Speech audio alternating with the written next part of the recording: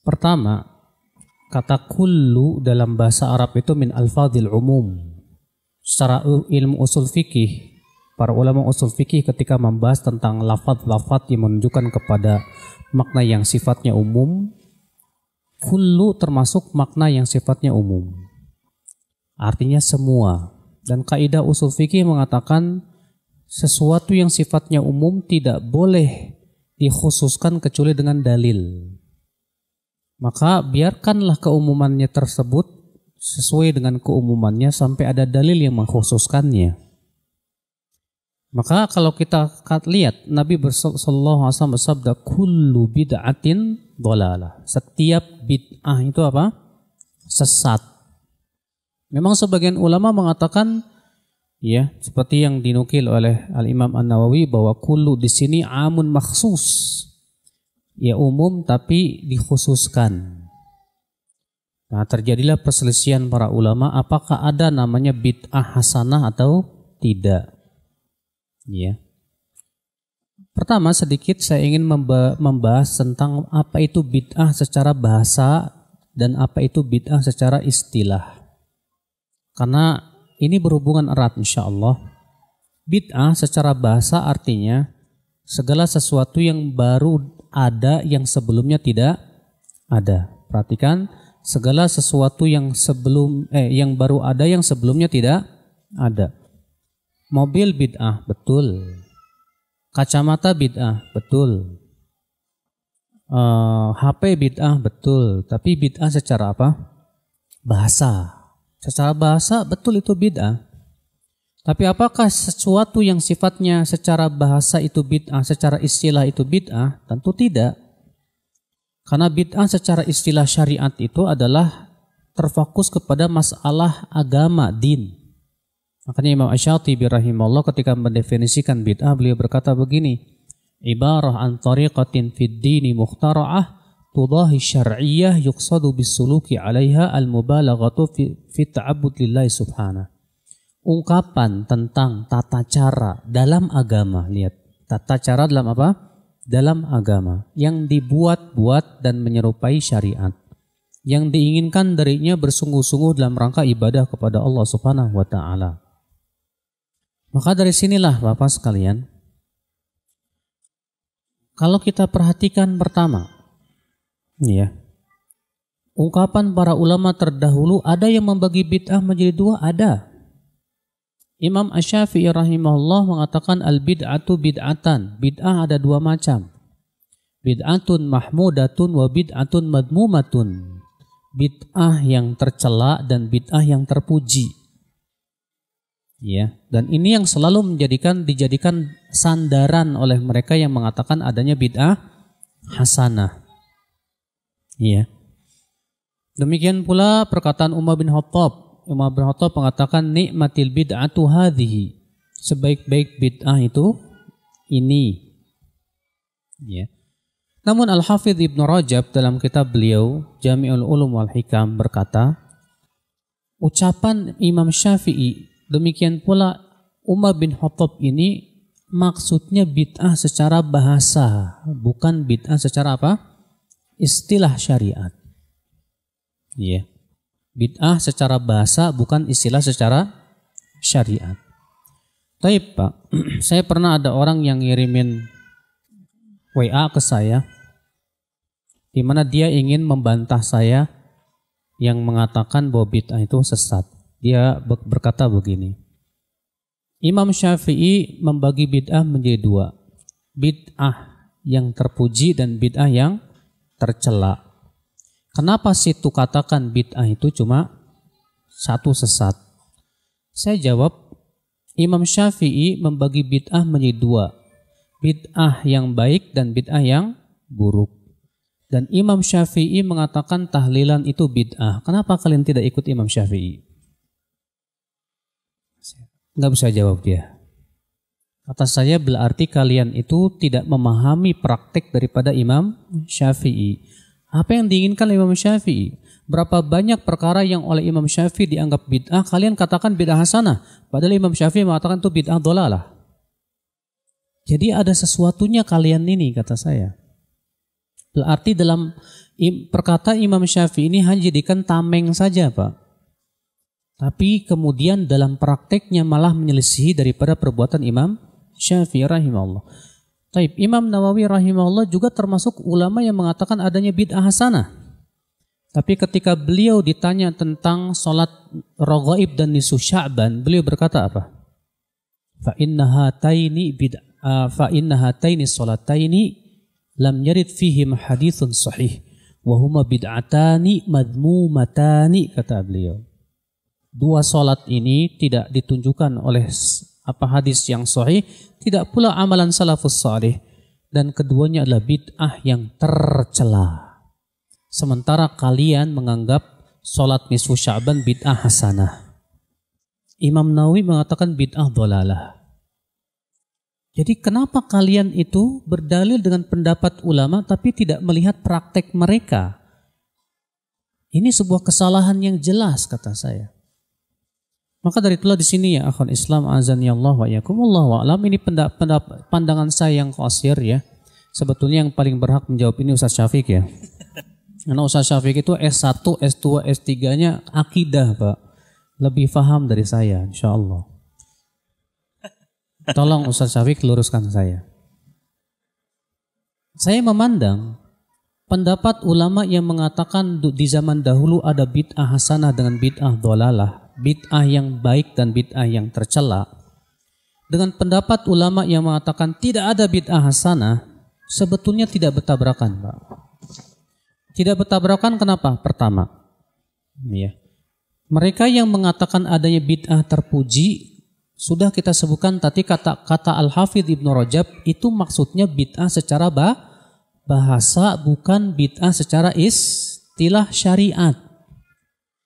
Mereka yang mengatakan tidak ada bid'ah yang terpuji maksudnya adalah bid'ah dalam secara apa? Makna istilah syariat, bukan secara bahasa. Oke, tolong diperhatikan baik-baik. Apakah sesuatu yang Rasulullah tidak lakukan itu mutlak bid'ah? Apakah sesuatu yang Rasulullah tidak lakukan itu mutlak bid'ah secara syariat? Jawabannya dengan 3 poin. Poin yang pertama, Rasulullah SAW tidak lakukan karena masih ada penghalangnya, sehingga Rasulullah tidak lakukan. Contoh misalnya, Rasulullah SAW sholat tarawih hanya 3 malam dan beliau tidak lakukan setiap malam. Kenapa sebabnya? Jawabnya dalam riwayat Abu Daud disebutkan karena khawatir diwajibkan atas umatnya. Berarti ada penghalang, Pak. Maka di zaman Umar bin Khattab, beliau melakukan sholat tarawih berjamaah setiap malam. Dan Umar mengatakan ini sebaik-baiknya bid'ah. Sholat tarawih tidak bid'ah. Cuma masalahnya adalah berhubungan dengan Umar melakukan sholat tarawih berjamaah setiap malam dengan satu imam di masjid. Kenapa Umar lakukan itu? Karena Umar tahu ilat daripada Rasulullah tidak lakukan adalah karena takut diwajibkan atas umatnya. Sementara Rasulullah sudah wafat dan tidak mungkin lagi diwajibkan. Sementara ini maslahatnya besar. Maka Umar menganggap ini perkara yang baik. Para sahabat pun seluruhnya sepakat atas perbuatan Umar bin Khattab radhiyallahu anhu ardah. Dan mereka menganggap ini tidak termasuk bid'ah. Kenapa? Karena Rasulullah tidak lakukan karena ada penghalangnya, Pak. Di saat penghalang itu hilang dan itu maslahatnya besar, maka boleh dalam syariat. Ini poin yang pertama. Poin yang kedua, Rasulullah tidak lakukan karena belum ada pendorong dan sebabnya di zaman beliau. Belum ada pendorongnya. Contoh, di zaman Rasulullah ada nggak ilmu hadis, Pak? Nggak ada. Ilmu usul fikih ada nggak? Nggak ada. Ilmu bahasa Arab, nahwu, shorof, nggak ada. Kenapa? Belum dibutuhkan. Ilmu hadis itu berbicara tentang sanad. Di zaman Rasulullah nggak ada sanad. Ilmu usul fikih berbicara tentang bentuk-bentuk bahasa. Para sahabat jagonya. Bahasa Arab apalagi jangan tanya. Bahasa Arab para sahabat sefasih-fasihnya makhluk. Dalam bahasa Arab belum dibutuhkan itu bahasa Arab. belum dibutuhkan ilmu hadis, belum dibutuhkan ilmu usul fikih. Makanya di zaman Rasulullah belum ada. Setelah Rasulullah wafat, banyak orang yang masuk Islam dan tidak paham bahasa Arab. Dan mereka akhirnya terjadi kesalahan dalam membaca Al-Quran dan hadis. Bahaya. Maka kemudian Ali bin Abi Thalib memerintahkan Abul Aswad Ad-Du'ali untuk meletakkan kosakata bahasa tata bahasa Arab nahwu. Dalam rangka apa? Menjaga Al-Quran. Menjaga apa, Pak? Al-Quran. Berarti, Pak, Nabi, di zaman Nabi, ilmu bahasa Arab, ilmu usul fikih, ilmu hadis tidak ada taib. Kenapa? Sebabnya, Pak, tolong diperhatikan nih, Pak, ini masalah penting ya. Tidak ada, kenapa? Karena di zaman Nabi belum dibutuhkan. Nah, ketika Nabi sudah meninggal dunia dan dibutuhkan dan itu maslahatnya sangat besar, maka itu boleh tidak? Boleh. Nah, para ulama dalam mengungkapannya berbeda-beda, Pak. Mereka yang mengatakan adanya bid'ah hasanah mengatakan itu bid'ah hasanah.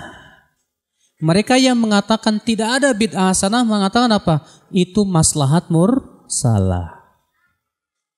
Padahal tujuannya sama. Makanya perhatikan Bapak sekalian. Ini poin yang kedua, Pak. Tolong perhatikan ya.